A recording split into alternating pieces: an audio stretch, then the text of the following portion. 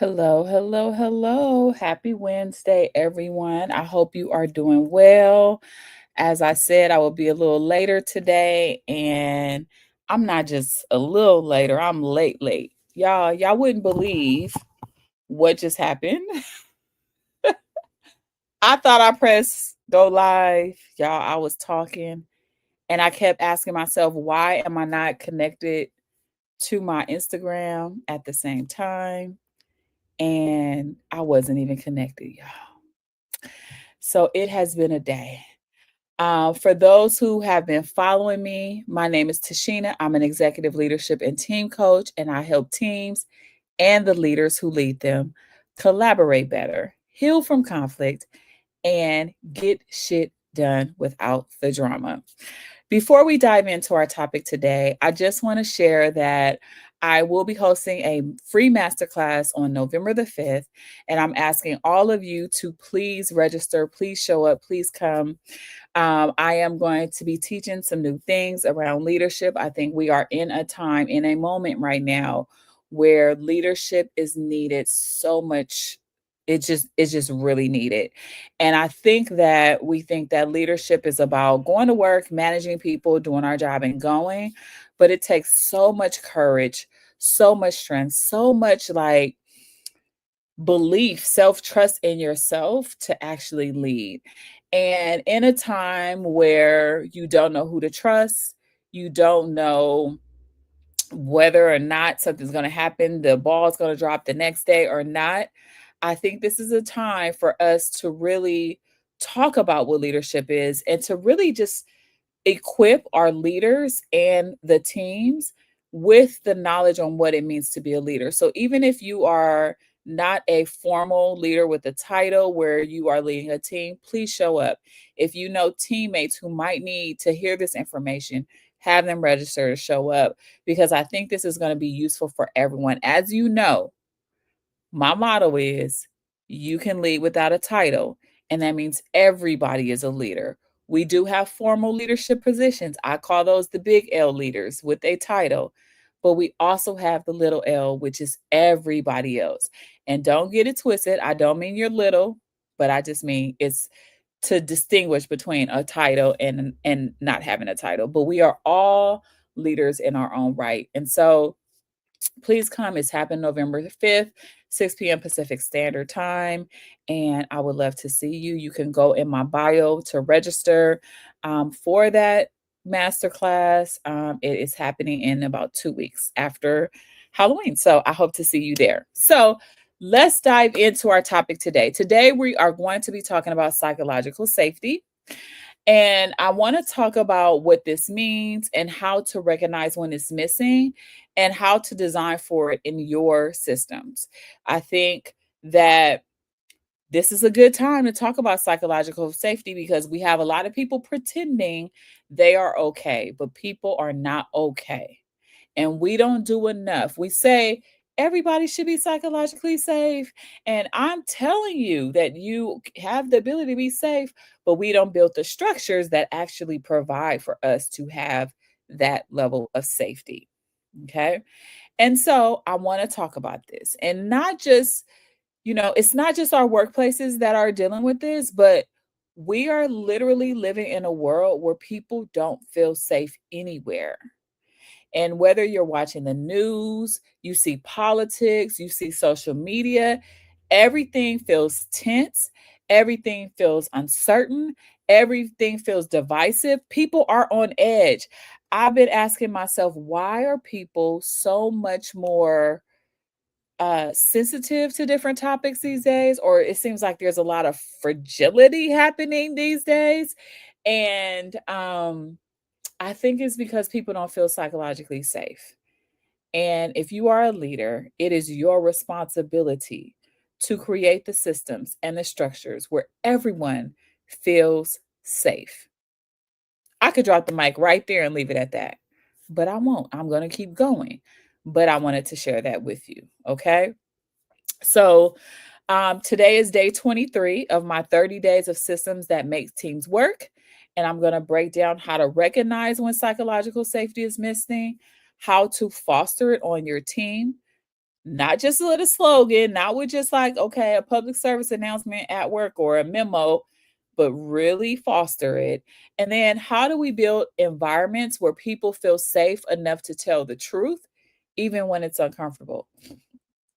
And that when you are being told the truth, you are able to sit in it, to be with it without making it about you, without shaming yourself, without guilting yourself, okay? Because I want us to build systems where being psychologically safe is not just about like you're nice and I'm telling you you can do A, B, and C, but then behind the scenes where our actions, our behaviors, the way we put things in place is different. I really want us to be able to come to a place where we are real with one another and we have such a trusting kind of environment that we are okay having the conversations without feeling threatened. Okay. So psychological safety isn't about being comfortable. It's not. So you may think like I'm uncomfortable. That means I don't have psychological safety, but that's not the case. My ability to be safe doesn't require me to be comfortable.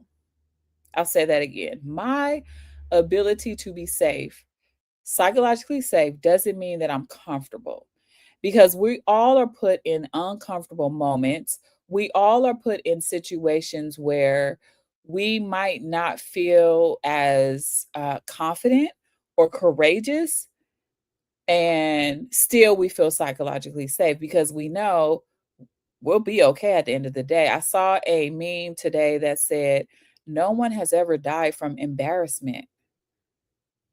It doesn't mean that I'm unsafe, though. It doesn't mean that I am uncomfortable that I'm comfortable, but I'm putting myself out there and I'm able to have some level of psychological, like my mindset tells me everything is going to be okay. Okay. And so being psychological, building psychological safety is a shared belief that people can speak up, that people can make mistakes, that people can ask questions, that I can challenge ideas without the fear of punishment or shame.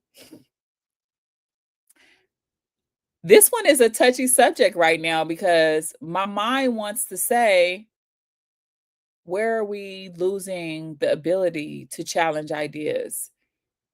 Where are we getting punished for speaking and saying what we feel in our voice and how someone has hurt us?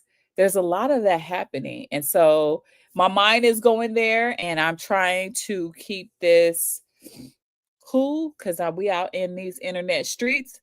But if you sign up for my masterclass, I can say what I want, but I'm gonna be cool here. But I'm gonna give you a little bit though, okay? Okay, we agree. I'm gonna give a little bit. So you all have probably heard or not. There's a book called The Four Stages of Psychological Safety. This is by a gentleman named Timothy R. Clark. And he says that psychological safety includes four different things. He says it includes inclusion safety, learner safety, contributor safety, and challenger safety. And what he says is that you walk in, and when you're included, you feel like you belong. When you have learner safety, you feel like you can ask questions and not look foolish, not be shamed. He also says that when you have contributor safety, you are able to share your ideas, you can contribute, and people will actually value that. You won't feel like, oh, I did this for nothing. And then challenger safety is I can question the status quo without someone retaliating against me. How many of y'all, and I like to call it drinking the corporate Kool-Aid, are drinking the corporate Kool-Aid because you are afraid that you're going to be retaliated? How many of y'all? Drop it in the chat. Let me know. How many of y'all feel like if I am like, if I do not, drink this corporate Kool-Aid, something will happen to me. I know there's a lot of people that feel like that. Early in my career, I felt the same way, right? But I want to tell you that many organizations believe that they have all four of these type of safety, and they believe this because people seem to be happy, people are polite, people seem like to be connected when the special events or the town halls. It seems like everybody's getting along, and so we believe, organizations believe, that our smile means we're safe. But that's not the case. I don't want us to think because I'm smiling, I'm okay. There's a lot of people who know how to smile and they are not okay. But they smile because they're afraid of the retaliation. They are afraid of the conflict. They are afraid what may happen if they speak their truth. And so psychological safety is all about truth. It's all about being able to speak my truth, to step into my truth. You will know when it's unsafe when people just start to say, "Oh, it's fine. It's fine. It's okay. How you doing? I'm good. Did you like that idea? It's fine." That's when you know it's an opportunity for you as a leader to dig deeper and to say, "No, no, no.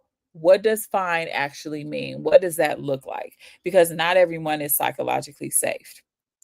So, here are some ways. Let's talk about how you know when psychological safety is missing first, okay?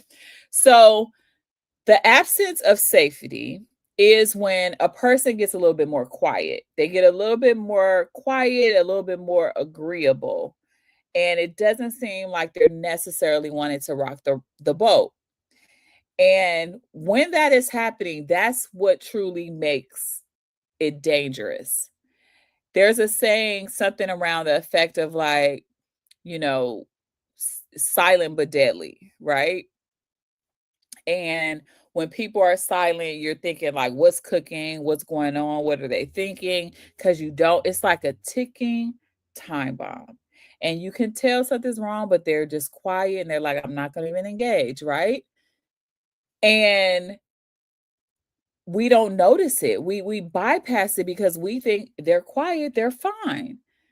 Because most leaders think, if I see it in conflict, right? If I see it in conflict, if I see some tension, if I see people not getting along, if I see a lot of people just not like connecting, that means that psychological safety or safety is missing.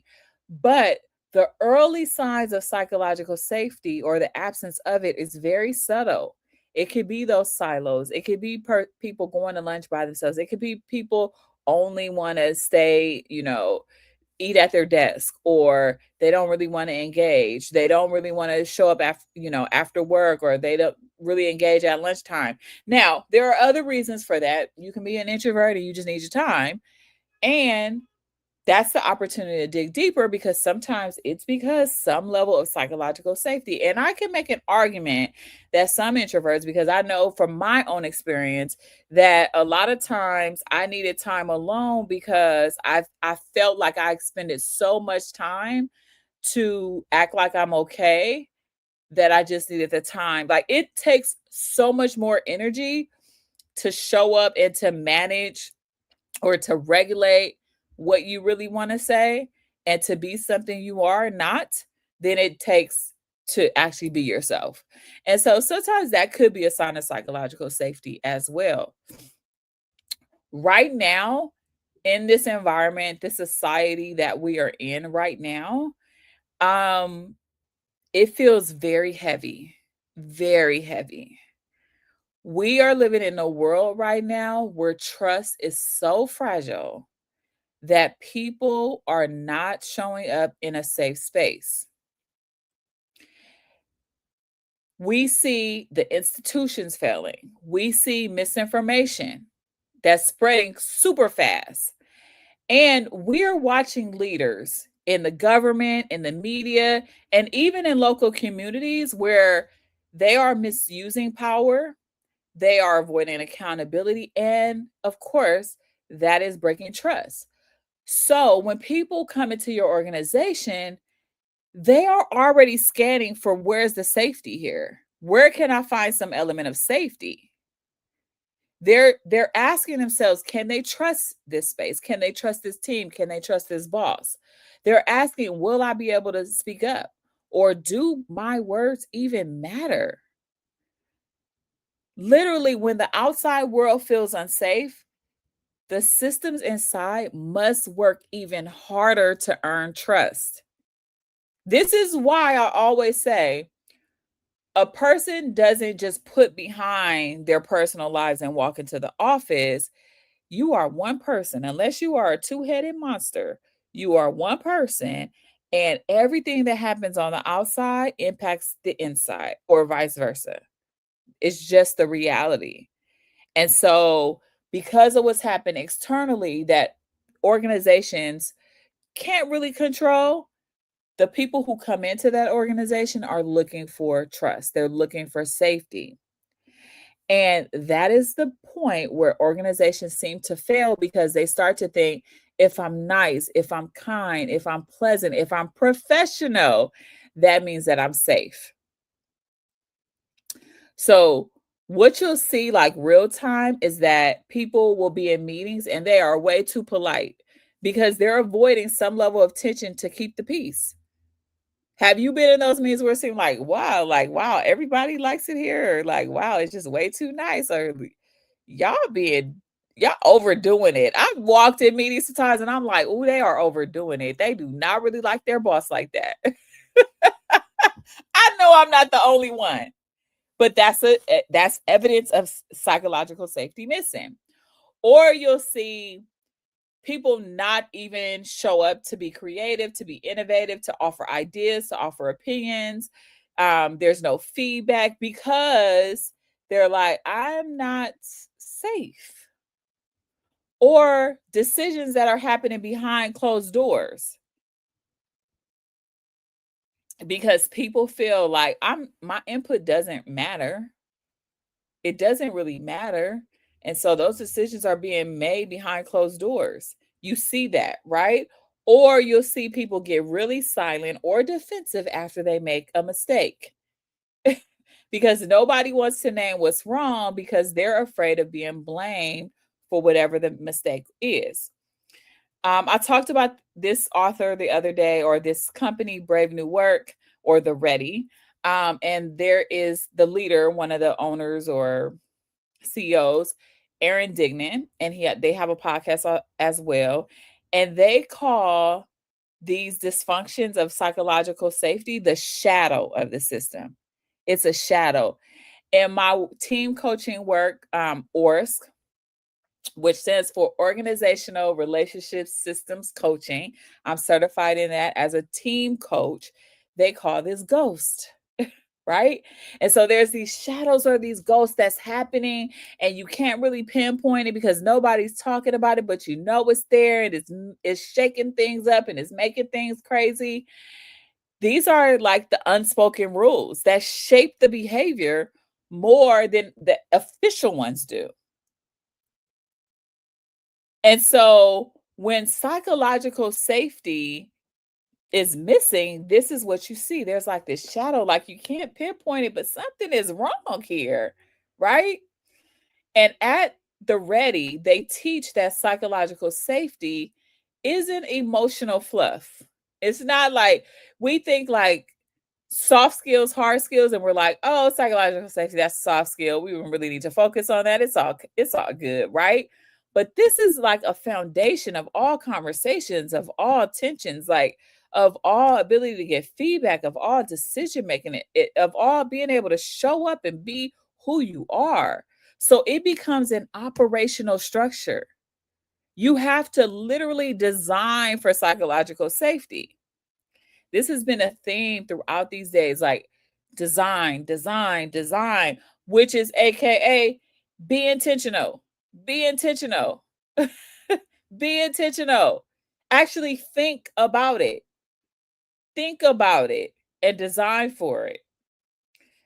So, creating the way you start to foster psychological safety is about not about like hosting another trust workshop. I know we like trust workshops. I love trust workshops. I understand elements of trust and all those type of things.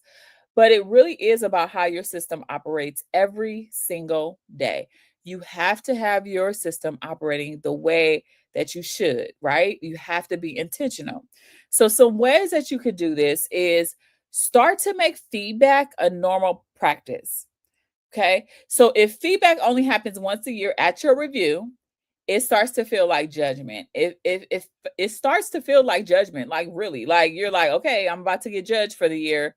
They've never talked to me. They've never told me anything. I've never gotten the feedback that I need, but they're going to judge me and then they're going to tell me how much that judgment is worth, right?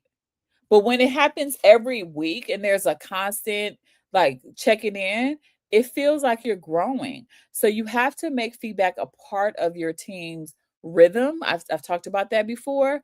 And then make sure that it flows in every direction, not just from the top down, but the down up, the side to side, the behind, all of that. Y'all gonna make me start rapping or doing something, right? The other way you want to foster psychological safety is you want to design for transparency. So, share how decisions are made, share why they're made, share what happens next after the decision has been selected. Because when people can see the why, it replaces their fear. It replaces them, the unknowns. It replaces the assumptions. So design for transparency. Literally, you have to like put it into your processes where you're like, we update this, this guide that tells us where decisions are made. What decisions are being made and where it's at in the process and who are the people making the decision. We design for transparency in every which way. Okay. You also, as a leader, want to model your mistakes at the top. So when leaders admit that they don't know something or that they got it wrong, it opens permission for everybody else to do the same. Because you're like, oh, bet. Like they're able to share, I'm going to share too. Because now I don't feel so bad. Right. And this starts to normalize learning. If you want to be a learning organization, it starts to normalize that instead of always seeking for perfection. You don't have to be perfect. It's so humbling and it's so calming when you know that your leader is like, I made a mistake. Cause now you're like, we can work together. I could even sometimes the employee knows things that the leader doesn't know. And so when you are able to share your mistakes, you might get some solutions given to you. So that's a good way to do it too. And then the other thing is to create repair rituals. So always put in those repair rituals. Sometimes we just have to remember that we are human beings and we have to center our human experience and we have to be able to repair after mistakes. We have to acknowledge them. We have to apologize. We have to create some realignment. We have to share our impact. We have to do that because that's how teams start to rebuild faster. That's how they start to stop avoiding tension, but building space to handle it well. And then you're learning and growing in the process. So, safety doesn't always vanish in the big moments. Sometimes it slips away in small ways. So, we talk about trust, like, trust it takes a long time to build, but you can lose it like this. So you have to remember that when you lose trust, the safety is starting to disappear. And some subtle ways that this happened that you probably didn't think about, but I'm going to share with you. When a leader says something like, we're a family, we're all connected, we all trust, or not trust each other, but we're all one team. But then they never listen to you. They never listen to dissent. They always just kind of do their own thing. Is that safe? Or when there's an open door policy that exists on paper, but everyone knows which topics are off limits, like you better not even bring that up because if you bring that up, that's going to be a problem. Or when recognition always goes to the same people, even though other people contributed. These things are like small, subtle ways, but it sends a big message that it's not safe to be honest. At the Ready, the Brave New Work, Aaron Dignan, they talk about this as cultural debt. A debt, like you're creating a debt to your culture. It's the gap between what we say we believe and what we actually see happening and what is being reinforced. So if you want to rebuild safety, you have to close that cultural debt. You have to close that gap. Not with another training. So people are always like, we're going to go through a training and we're going to like, climb up the ladder and we're going to do a trust fall. No, y'all, like design it in your structure, design it in your system. Those are the type of team sessions, the type of team things that need to happen, right? And yeah, there may be some level of meeting. I always say that I am the coach that's going to come heal your team and we're going to get your healing going. Not because of a team training, but because I'm going to get to the root. What good is healing? What good is changing things up if I'm not going to go to the system level, if I'm not going to go to the root, if I'm not going to go under the waterline? We have to go deeper, okay? So here's what I want you to sit with this week. Where in your system do people hesitate to speak the truth? What behaviors signal that safety is missing? And how might your system be reinforcing them? And what's one small structure or practice you can change to make it safer to be real? Okay.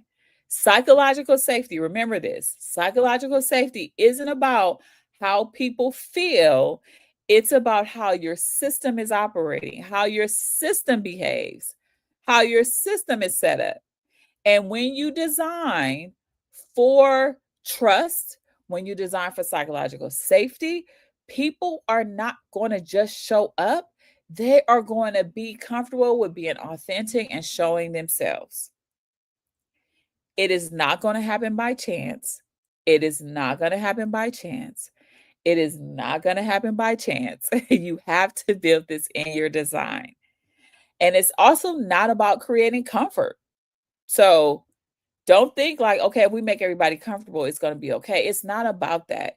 It's about creating the conditions where people can take risks, where they can tell the truth, and where they still feel like they belong after they do all of that. Because it takes a lot of courage. Courage has to be in it. Okay. All right. So that's all I have for you all tonight. It was late. I'll be here tomorrow on day 24. Y'all, my daughter just texted me and she's telling me about homecoming. So I didn't go to her homecoming, but I really wanted to go. But I decided that I wasn't going to go because I was like, the lineup isn't that good. Y'all, she just texted me and said 2 Chainz just came out.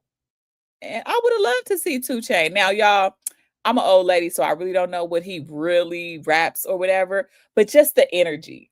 I wish I could have been there. So, anyways, I'll talk to y'all soon. You have a good night. Bye.